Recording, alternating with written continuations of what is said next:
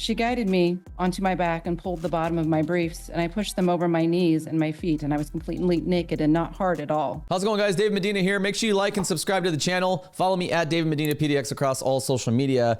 Now, this next interview I just did was something I was looking forward to because it was with, her name's Mariah Rossi, and she was a mom that went super viral. She was being reposted and shared by libs of TikTok, among other creators online. We did a video on her of her reading the explicit material at the school board in the Three Rivers District in Southern Oregon. It's supposed to be a red district, a deep blue district, or a deep red district rather. But as Mariah shares in this interview, the indoctrination of our kids does not stop at blue areas of the state or the country. They are taking over our education. They are targeting our kids even in rural conservative areas. So without further ado, here is the interview, sit-down interview with Mariah Rossi, the mother out of Southern Oregon. Mariah Rossi with us, that she is the mom that has gone viral across the internet. We did a couple videos on her, and she was brought to our attention by our friends over at Off the Press. And she's just one of those mama bears that are out there just kicking tail and not afraid to take the fight straight to these people that are trying to indoctrinate our kids and pushing this weird agenda towards our kids and trying to sexualize our kids. It's a weird agenda. And we're just so grateful for people like Mariah. So Mariah, thank you so much for being with us. And, you know, your video has gone super mega viral. Libs of TikTok, I don't know if you saw, but Libs of TikTok picked it up today or yesterday.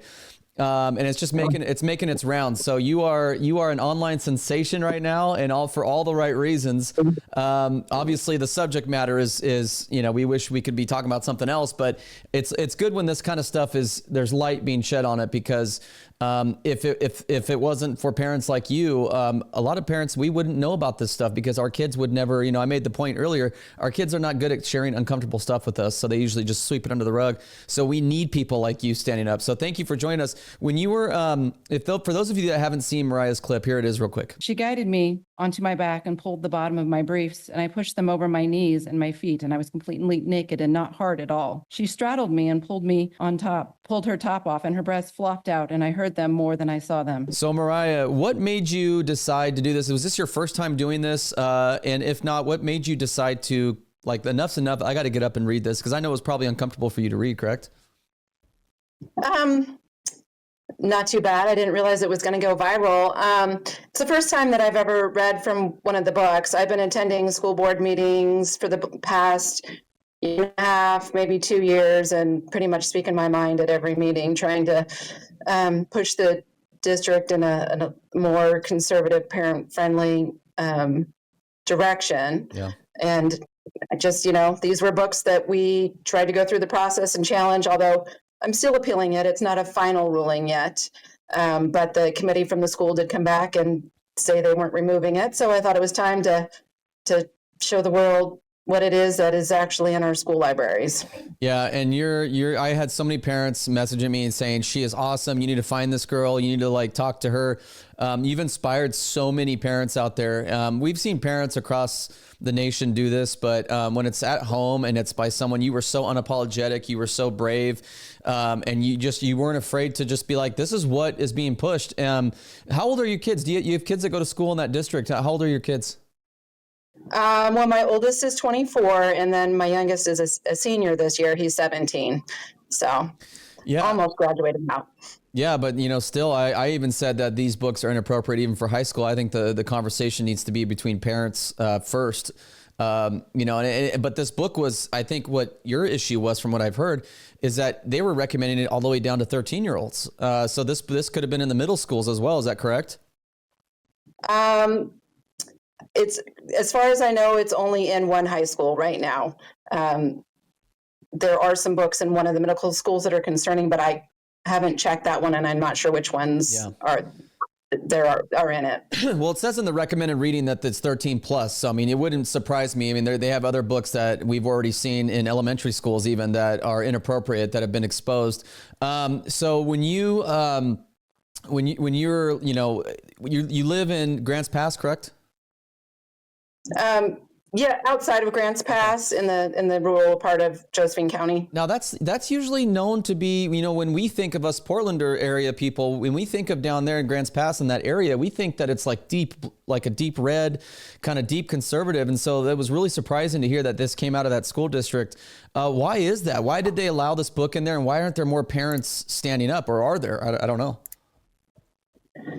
Well, I would say even though the general population of Southern Oregon is deep red, from my experience, all of the administration of the school district are registered Democrats. So, they get just as much education from the state as the students do. They have to do all this continuing education that pushes this ideology on them, and then they push it on the kids. As far as why is more parents not standing up, I think most of them, the good ones that are active in their kids' lives, are so busy that it's not on their radar to look at this. There's a ton of the good parents that have pulled out of the schools and are doing homeschool or, some other private school or something like that.